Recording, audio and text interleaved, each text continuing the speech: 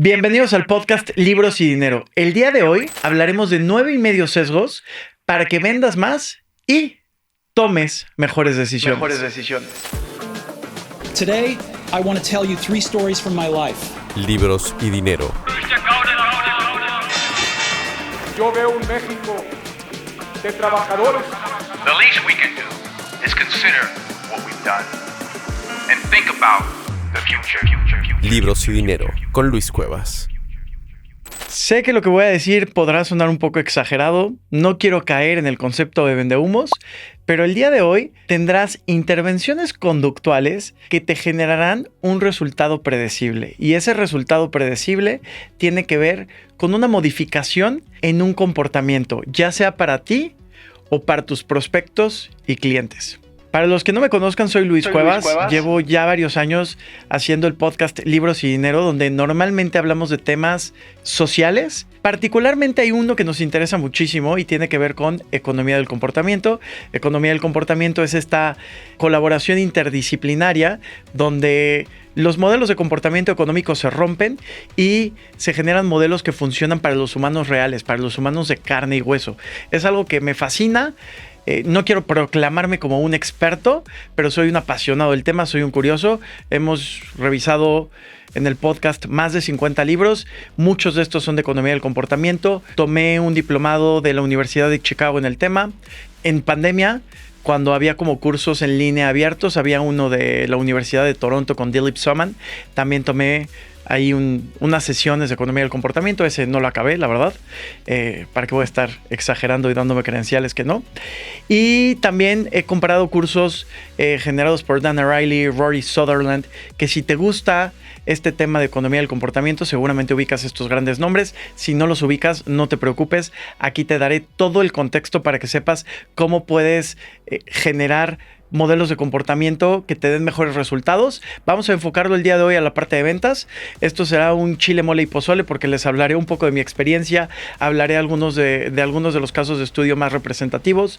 No entraré en detalles demasiado técnicos. De hecho, mucho de esto te lo voy a platicar como yo logro entenderlo, logro abstraerlo y logro simplificarlo para llegar a más gente. Hablaremos también de aplicaciones particulares, casos de éxito muy conocidos, algunos no tanto, pero que te darán buenos insights, y también compartiré muchísimo de mi experiencia personal y qué es lo que he estado ejecutando de estas grandes ideas. Espero que a ti te funcione mucho, si eres emprendedor, si eres alguien que quiere ser más persuasivo, tener mejores herramientas de comunicación, esto seguramente te ayudará.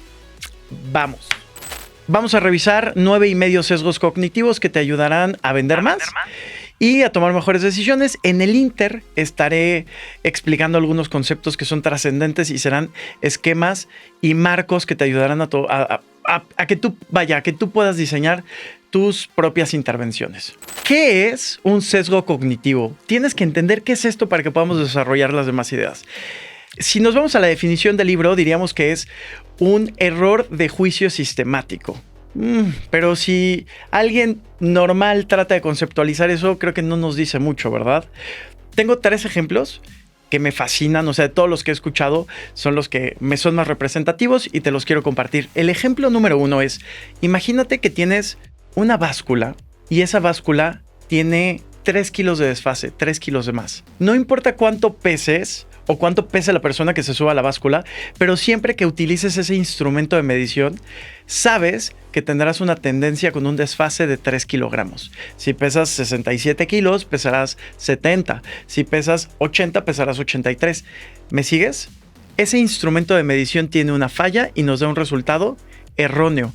Como es repetitivo, es sistemático. Un sesgo cognitivo puede ser un error de juicio que cometes tú y que muy probablemente cometerán tus hermanos, tus papás, tus amigos y casi todo el mundo. Ojo, no es física clásica, no es determinista, no es el 100% de las veces, pero la mayoría de las personas cometemos estos errores de juicio. Segundo ejemplo. Este segundo ejemplo me gusta porque lo compara al deporte de tiro con arco. Imagínate que tenemos al equipo A y al equipo B. El objetivo es dar en el centro, dar en el target. El equipo A tira, pum, pum, pum, pum, pum. Todos los participantes del equipo A dan en el target, dan en el objetivo. En el equipo B ocurre algo muy distinto. Tiran las flechas y todos Se equivocan, pero aquí hay algo interesante. Todas las flechas se van a la esquina superior derecha. Hay un patrón. Eso es lo interesante de un sesgo. Sabemos hacia dónde se mueve el error. Muy probablemente los tiradores del equipo B tienen una mira chueca, parecido a la báscula. ¿Te das cuenta? El tercer ejemplo, y es uno que escuché en este curso de la Universidad de Chicago, los psicólogos nos hablan de dos sistemas, el sistema 1 y el sistema 2. El sistema 1 es en el cual tu cerebro opera de manera automática. O sea, si yo te digo 1 más 1, 2. Si te digo frases que has escuchado muchas veces en tu vida como al que madruga Dios lo, eres capaz de complementar la frase. Si ves un billboard de una marca conocida, inmediatamente reconoces la marca. El sistema 2 no es automático, es todo lo contrario, requiere un esfuerzo consciente. Regresamos al ejemplo de una operación sencilla. 1 más 1, 3 más 3. Ni siquiera te tengo que dar el resultado y lo escuchas en tu cabeza. Pero ¿qué pasaría si te digo 235 por 328? Y para explicar esto, quiero que tengas presente que el resultado correcto es 77,080. Si tú me dijeras 108,000 y después le pregunto a alguien más esta misma operación y me dice 108,000 y se lo preguntamos a otra persona y nos dice 108,000, volvemos al mismo caso que la báscula y el ejercicio de tiro con arco. Hay un error, pero ese error tiene un patrón. Eso es lo que está interesante y eso es lo que los economistas del comportamiento se han dedicado a estudiar. ¿Por qué cuando nuestro cerebro es incapaz de procesar esta información de una manera rápida, lógica y correcta, cometemos errores que nos llevan a un error predecible? Eso es un sesgo cognitivo. Y cuando tú conoces de sesgos cognitivos, cuando presentas la información, sabes que la gente se va a inclinar hacia cierto resultado. Esto es un sesgo cognitivo. Y sabes que cuando presentas la información, la gente cometerá ciertos errores. Vamos al primer sesgo, anclaje. Aquí un poquito les platicaré el recorrido de los libros. Estaremos haciendo recomendaciones de libros durante todo el podcast. Puedes tomar nota por si quieres profundizar en alguna idea. Uno de los primeros sesgos que lo conocí en el libro de Pensar Rápido y Pensar Lento. Aquí se explica detalladamente el concepto de sesgo, esto de sistema 1, sistema 2, muchos sesgos e incluso la teoría ganadora del Premio Nobel de Economía. El anclaje es algo muy curioso. Cuando tienes que tratar de calcular el valor de algo y te presentan un número arbitrario antes de esa decisión, ese número que te presenten influirá esa decisión. Te voy a contar el caso de estudio más icónico. ¿Qué tendría que ver el número de países africanos en la ONU con, digamos, una ruleta de casino? Nada, ¿verdad? Pues en uno de los experimentos que hizo Daniel Kahneman con Amos Tversky, giraban una ruleta y esa ruleta estaba cargada. O les daba el número 6 o el número 32. Después se les hacía una pregunta. Parecía que no tenía nada que ver y en realidad no tenía nada que ver. Les preguntaban ¿cuántos países africanos crees que estén afiliados a la ONU? Y los participantes del experimento que en la ruleta obtuvieron el resultado del número más bajo, o sea el 6, daban un estimado menor. Y los que tenían el número más alto, el número 32, daban un estimado mayor. Esto parece absurdo, parece que no tiene una utilidad práctica, pero nuestro cerebro, cuando no tiene información suficiente para tomar una decisión, toma como referencia cualquier cosa y sobre eso hace un estimado. Dana Riley llevó este experimento 2 pasos más allá y te hacía una pregunta que tenía que ver con tu número de seguridad social. Te preguntaba cuáles son los últimos 2 dígitos de tu número de seguridad social. Tú lo escribías y después te preguntaba estimar el valor de ciertos productos, chocolates, vinos, algunos gadgets como estos teclados inalámbricos. Lo más interesante era que los que recibían o los que tenían un número de seguridad social que terminaba en un número alto, sus estimados de precios eran más elevados. Y los que tenían un número más bajo, daban un estimado de precio menor. Y me vas a decir, ok, eso está muy interesante, curioso, pero ¿qué tiene que ver con lo que yo hago? Mucho. Porque esto es algo que ves en los restaurantes y en muchas tiendas todos los días. En los restaurantes te hacen gastar más sin que te des cuenta. En muchos de estos restaurantes ponen el primer ítem con un precio elevadísimo. Digamos, un corte de carne Kobe de 3,000 pesos. Algo que no estarías dispuesto a pagar. Pero inmediatamente el segundo ítem es un Angus Prime de $1,299 pesos. Por comparación y por anclaje, te parece que este segundo ítem es mucho más asequible de lo que realmente es. Y en ese momento ya estás dispuesto a gastar más de lo que normalmente hubieras gastado. Costco lo hace muy bien. Cuando entras, tienes todos los electrónicos. Son productos de un precio elevado. Por asociación, lo que verás en la tienda después de eso te parecerá una ganga. ¿Me sigues? Un tercer ejemplo. Cuando Steve Jobs lanzó el iPad por primera vez, dijo, todos nuestros expertos y todo nuestro análisis de mercado nos dijo que el producto debería de ser lanzado a un precio de $999. Inmediatamente después, dijo, Apple decidió lanzarlo a un precio de, ¡pum!, destruye el precio en la pantalla, $499. ¿Qué es lo que hizo? Anclaje. En tu mente te generó una percepción de valor para el iPad de casi $1,000 y después te das cuenta que te estás pagando un precio mucho menor. En ese momento estás dispuesto a gastar. ¿Te das cuenta? Si lo quiero llevar a lo que yo hago, muchas veces, bueno, y si no lo sabes, nuestro negocio tiene que ver con planeación de largo plazo, mucho de economía del comportamiento. Lo utilizamos para ayudar a la gente a disfrutar más este proceso de ahorro, para alcanzar las metas. Lo enfocamos a eso principalmente, pero me di cuenta que mucha gente en México que podría tener acceso a medicina privada, a un seguro de gastos médicos mayores privado, no lo hace porque no sabe cuál es el valor justo de ese servicio. Entonces, si yo les presentaba cualquier propuesta, si no tenían ningún punto de referencia, aunque yo hubiera hecho un análisis de mercado, un análisis individual y les presentara la mejor opción viable, lo veían muy costoso. Entonces, presenté primero opciones del mercado generales, sin ningún análisis, sin ningún proceso en el cual eliminamos coberturas que el asegurado no necesita. Entonces se establece un anclaje y cuando presentas una solución que ya está trabajada con una asesoría individual, la percepción de valor es mucho más grande. ¿Te das cuenta? El anclaje está en todo. El punto es que tú entiendas cómo funciona este principio y que después lo puedas adaptar a cualquier oferta que quieras hacer y en la cual quieras generar una percepción de valor mayor. Otro de los sesgos que me fascina se llama representatividad y este rompe con lo que sería la lógica de los conjuntos. A ver, vamos a decirlo sencillo. Si yo te digo, Linda es cajera de banco y después agrego un segundo calificativo, Linda es cajera de banco y feminista, en realidad Linda es un subgrupo de las posibilidades de todas las cajeras de banco. O sea, mientras más detalles agregas a un caso específico, es un escenario menos probable. ¿Te das cuenta? O sea, si estamos hablando de riesgos y estamos hablando del riesgo de fallecimiento, un fallecimiento es nuestro conjunto grande y todos los tipos de fallecimiento que puedan existir son subgrupos. Cada escenario específico, si yo digo un fallecimiento por un accidente automovilístico, estoy agregando una característica más. En carretera es una tercera característica. En la noche, con neblina, cada característica que yo agrego a este escenario ilustrativo lo hace menos frecuente dentro de un universo y de una tasa base. Por ejemplo, alguna vez participamos en estos programas de Save the Children o estos programas donde adoptas a un niño de África.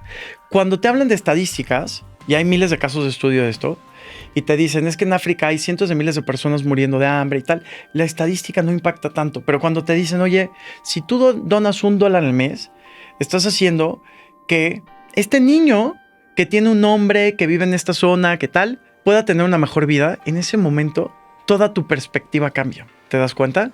Ese dólar seguramente tendría el mismo impacto, no importa la información que tú recibas, pero el que te hablen de un caso específico hará que quieras ayudar más. Acuérdense de las tortugas y el popote. Antes usábamos muchísimos popotes. Hubo un caso de una tortuga que murió y había un video en YouTube con un popote en la nariz y eso hizo que muchísimo el consumo de los popotes disminuyera.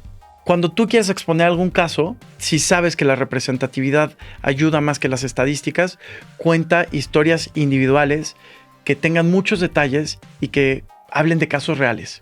Representatividad. El tercero es el sesgo de confirmación. Este me fascina. El sesgo de confirmación quiere decir que los seres humanos vamos a darle más peso a todos los argumentos que confirmen nuestras ideas iniciales que a los argumentos que contradigan nuestra idea original. Uno de los experimentos más interesantes es el que menciona Talí Sharot en su libro The Influential Mind. En este caso, hicieron 2 intervenciones. En el primer caso, tomaron estadísticas de un caso de un tratamiento para reducir un padecimiento de la piel, una irritación en la piel. Y se lo daban tanto a demócratas como republicanos. Y en este caso, pues la gente respondía de acuerdo a la información, y entonces cuando les preguntaban sobre la efectividad del tratamiento, contestaban con la interpretación que hicieron de los datos. Normalmente la interpretación era correcta. Algo interesante, la gente que tenía habilidades lógicas y matemáticas, su respuesta siempre era más precisa. Y pensaríamos que la gente más inteligente o la gente más educada no caería en el sesgo de confirmación. De hecho, muchas veces cuando debatimos políticamente, y mucho ocurre con la gente que es considerada de izquierda, o al revés, pero siempre es que ellos opinan mal porque son tontos, o no saben, o son ignorantes, o no son educados, ¿no? Y tú pensarías que la gente inteligente no comete estos errores, pues los inteligentes lo cometen aún más. En el segundo caso, hicieron era la misma información estadística, solamente que cambiaron el fondo. Y ya no era un tratamiento para la piel, sino era algo que es polémico, que es el control de armas. Y es un tema en el cual republicanos y conservadores se encuentran en espectros opuestos.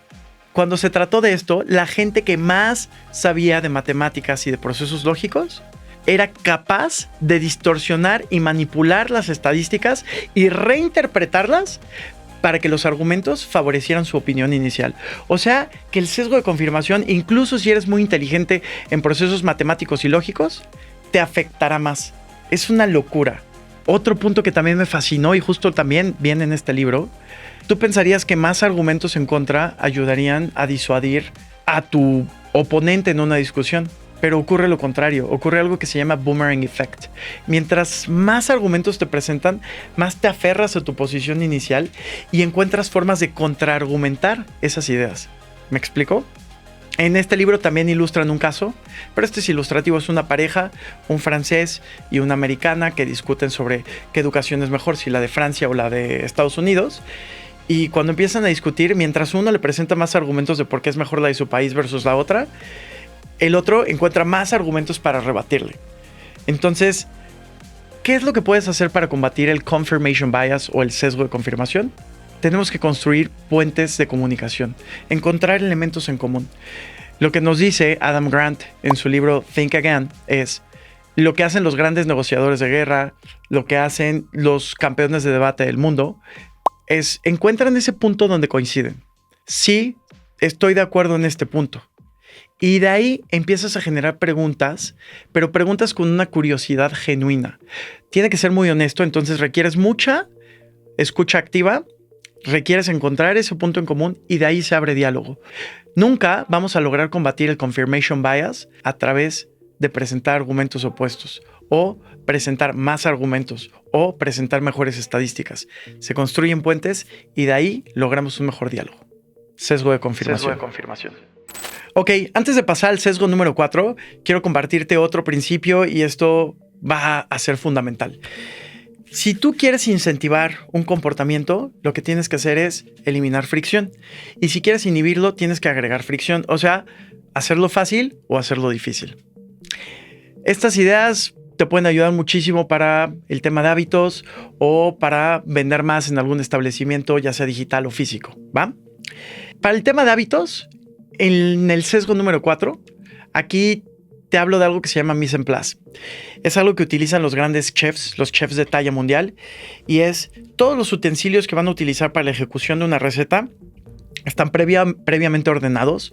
Las porciones y todos los ingredientes están en el gramaje exacto. Todo está listo para que cuando llegue el momento de ejecución de la receta no te detengas. Yo me acuerdo cuando en mis épocas de hacer ejercicio todos los días a las 6 de la mañana, algo que era clave es que el día siguiente ya tenía toda la ropa lista. Todo.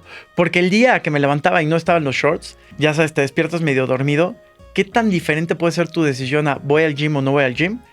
Si en ese momento tienes una fricción. Si en ese momento bajas y enfrente de tu coche tienes que mover 2 coches más. Si no sabes dónde está el lugar al que tienes que ir. Si ya conoces el lugar al que vas, si es recurrente, si es a la misma hora, es más, a veces yo me dormía hasta con la ropa de ejercicio. Despertaba y vámonos. Haz que sea fácil. Cualquier hábito que quieras desarrollar, haz que sea fácil. Elimina fricciones.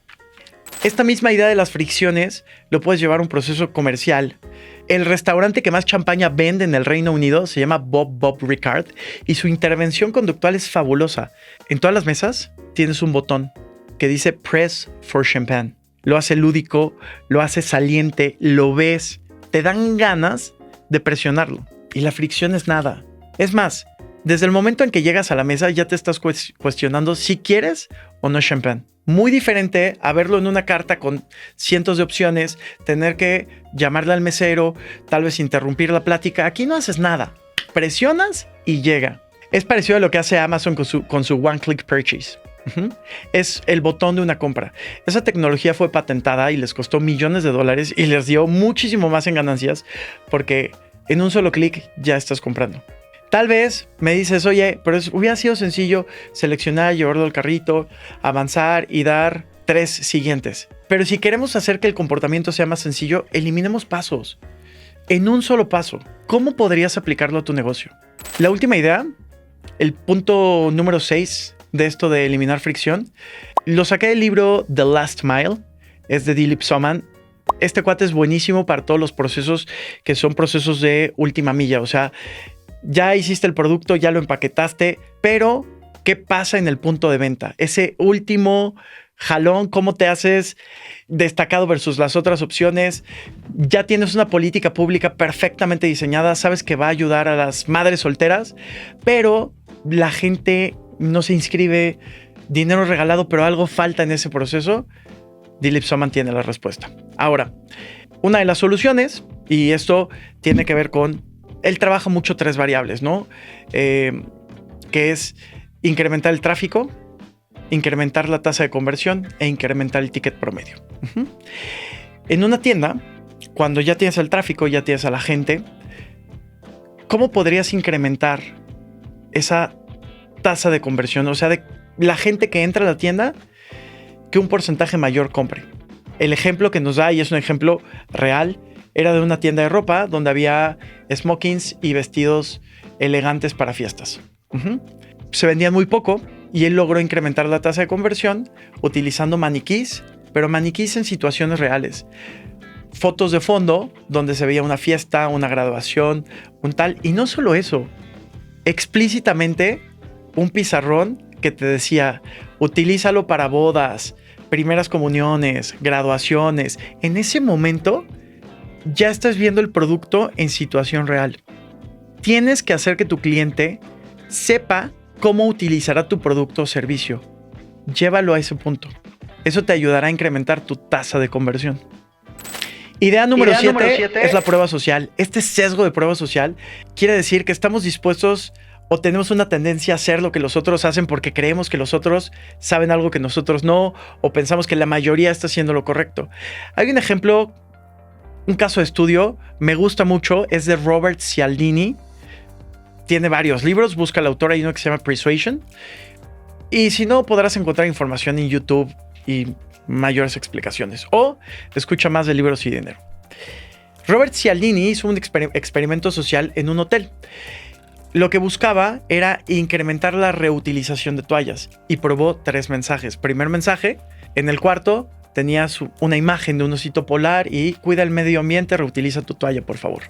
El segundo mensaje era, la mayoría de las personas reutilizan sus toallas, reutilízalas, por favor. Y el tercer mensaje era, la mayoría de las personas que se hospedaron en la habitación 306, así como tú, reutilizaron sus toallas. ¿Qué mensaje crees que fue más persuasivo o dio un mejor resultado? El primero, muy poco. Cuida el medio ambiente, un osito polar. El segundo, la mayoría de las personas reutilizan sus toallas, más personas las reutilizaron. Y el tercero, la mayoría de las personas que se hospedaron en la habitación 306, así como tú, ¡pum! Este es el mensaje más persuasivo. ¿Cuántas veces te ha pasado que tú sabes que eres bueno atacando un nicho de mercado? Tal vez tu solución es para abogados de 40 años con familia. Tal vez tus clientes no saben qué servicio comprar. Les puedes decir, oye, fíjate que la mayoría de clientes que son empresarios como tú prefieren esta opción. HBO y Netflix lo hacen en sus plataformas. Cuando te vas a suscribir, no es coincidencia. Hay expertos de Behavioral Economics, economía del comportamiento en esto. Te dicen, esta es la membresía más popular, esta es la más comprada. Zara lo hace en su tienda online. Cuando compras ropa en línea, uno de los grandes temores es que probablemente no sea tu talla o no te quede. Llenas tus medidas, tu edad, peso, y cuando vas a hacer el pedido, previamente te dice, el 87% de las personas con estas características no regresó la ropa por cuestión de talla. Entonces ya sabes que muy probablemente a ti te quede bien esa camisa. ¿Me sigues? Si tú comprendes la prueba social, lo puedes utilizar prácticamente para lo que quieras. Prueba social. El número 8, este es uno de los sesgos más poderosos, pero vamos a hacerlo sencillo. Aversión a la pérdida. De hecho, este fue el que hizo que Daniel Kahneman ganara el Nobel de Economía. Obviamente hizo una teoría mucho más robusta y completa. No voy a entrar en ese detalle, pero sí quiero que sepas que estamos dispuestos a hacer más por evitar una pérdida que por obtener una ganancia de la misma magnitud. Si tú eres alguien que tiene un equipo de ventas, no les hables de los miles de pesos que pueden estar ganando si hacen X o Y. Háblales de todo el dinero que están perdiendo por no alcanzar ese bono. Si tú eres alguien que ofrece un servicio tal vez de un combustible sustentable y que eres más económico que la gasolina y el diésel, no les digas que se estarán ahorrando 75 pesos al día en combustibles. Diles, si no tomas esta decisión, estarás perdiendo 75 pesos todos los días. Es la misma información, pero en un enmarque distinto. Si tú, como es mi caso, tienes soluciones que ayudan a que la gente pague menos de impuestos, no les digas te vas a ahorrar X en impuestos. Diles, si no lo haces, estarás perdiendo todo esto en impuestos. ¿Te das cuenta? Aversión a la pérdida y enmarca la información que resalte las pérdidas. Sesgo número 9. Halo Effect. Este es uno de los más famosos, se escucha en redes, psicólogos hablan de él. El Halo Effect, uno de los experimentos sociales, ocurre cuando gente que se encontraba en una fiesta le presentan a una persona y uno de los atributos que conocen de esta persona es que es alguien que es amable. Y después le preguntan a las personas que conocieron a este sujeto que qué tan probable creen que sería que esta persona hiciera una donación para X causa. Y las personas confunden amabilidad con caridad o caritativo. Son atributos distintos, pero cuando tu cerebro desconoce algo, trata de llenar ese hueco con la poca información disponible. Un poco parecido a lo que ocurre en el anclaje. Si te das cuenta, son los mismos procesos, pero en distintas aplicaciones, ¿va? Es por eso que la gente que es más guapa, cuando llega a una entrevista de trabajo, es más probable que se quede con el puesto. O alguien que tiene una buena capacidad de comunicación, crean que es más capaz en otras áreas. A la persona guapa le ocurre que llega a la entrevista, tal vez va a ser un puesto de un contador y dicen, pero él se ve bien, seguramente sabe hacer buenos registros contables, cuando en realidad son cosas que nada tienen que ver. De hecho, algo que me parece muy curioso es que uno de los consejos que te dan estos economistas del comportamiento, particularmente Daniel Kahneman, te dice que si tú vas a tener un proceso médico importante, no busques al doctor que se parece a George Clooney, porque muy probablemente llegó ahí favorecido por su buena imagen.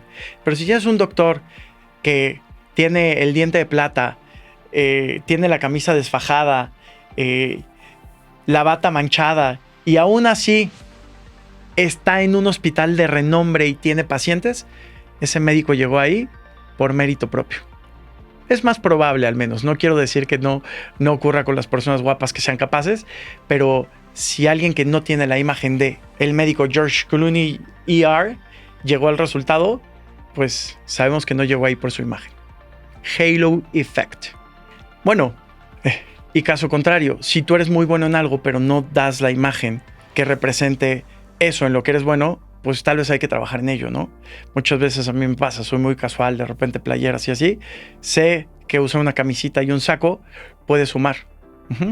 Pero tal vez yo soy como ese médico que no da la imagen y da el resultado. No lo sé. Me gustaría pensar que sí. Va el medio sesgo. Existe algo que se llama contabilidad mental. Esto quiere decir que hacemos una violación a la fungibilidad del dinero. Te lo explico en palabras sencillas.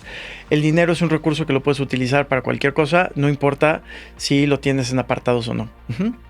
Pero Economía del Comportamiento se ha dado cuenta que cuando divides el dinero en distintos instrumentos o en distintos bloques con sobres, frascos, cuentas, apartados, tu probabilidad de gastar todo ese recurso es menor.